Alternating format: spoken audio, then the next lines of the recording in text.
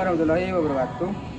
Saya Saddam Hussein dengan NIM 13122000080. Baik, akan melanjutkan dengan rekan saya. Nama saya Michelle Liliani Marcel dengan NIM 13122000021.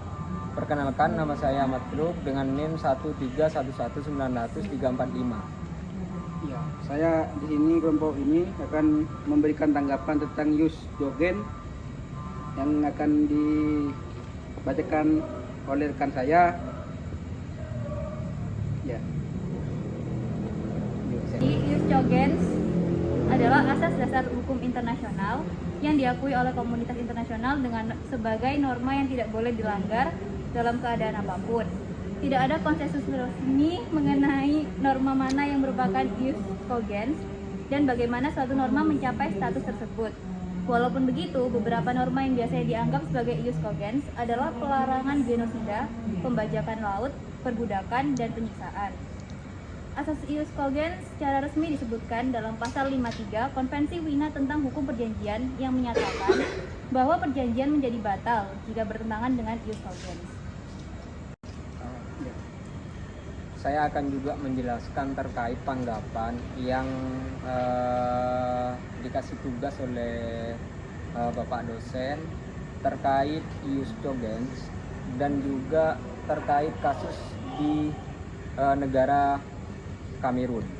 Bahwasanya di sana kalau kita berbicara ius cogens berarti dalam 3 aspek tersebut, baik itu pembajakan, baik itu penyiksaan, dan juga norma-norma yang ada di ius cogens tersebut, yaitu kita beranggapan hasil diskusi daripada kelompok kita, yaitu kasus di negara Kamerun itu adalah cuma satu aspek saja bagi saya, yaitu dalam penyiksaan di negara tersebut. Karena memang ketika kita berbicara sejarah di negara Kamerun tersebut, mulai dari aksi yang ditolak oleh salah satu presiden tersebut yang cuma tidak ditanggapin oleh salah satu presiden atau yang kepala negara di Kamerun di hotel tersebut, itu kami juga beranggapan bahwasanya terkait pembatasan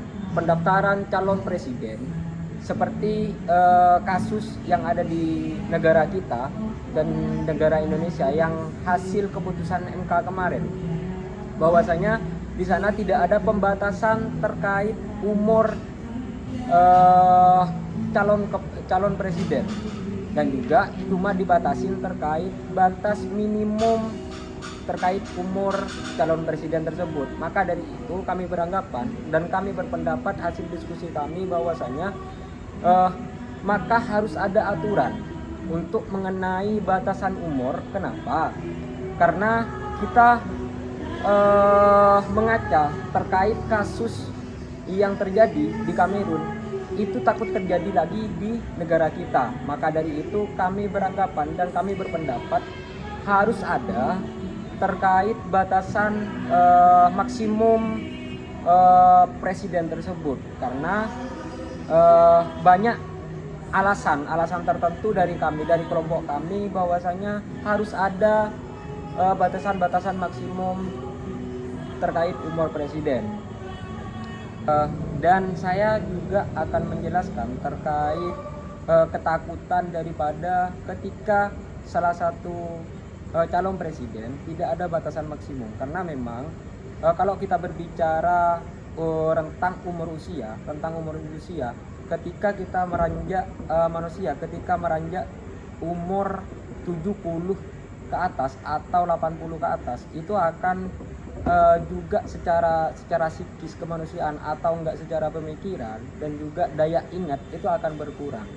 Itu hasil dari unsur daripada pemikiran seseorang. Maka dari itu tanggapan dari kami bahwasanya ketika batas maksimum usia daripada calon presiden itu tidak ada batasannya, maka dari itu kami berpendapat itu harus ada aturan yang mengatur itu, supaya dalam tujuan memimpin suatu negara memimpin suatu bangsa itu lebih maksimal dan juga biar memimpin suatu negara itu lebih maksimal dan juga lebih produktif untuk memimpin suatu negara dan menyungsung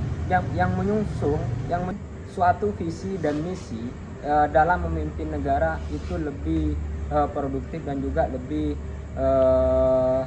cemerlang lah, ketika batasan umur maksimum suatu calon presiden itu dibatasi. Mungkin itu saja dari tanggapan dari kelompok kami, kelompok hukum internasional. Kalau misalnya ada salah kata dari kami dan juga penyampaian dari kelompok kami, mohon maaf sebesar-besarnya. Sekian dari kami. Wallahul muwaffiq ila aqwamit thoriq. Assalamualaikum warahmatullahi wabarakatuh. Mungkin itu saja dari kami, dari kelompok hukum internasional. Kalau ada salah kata dari kami, dari kelompok kami, mohon maaf sebesar-besarnya. Sekian dari kami. Assalamualaikum warahmatullahi wabarakatuh.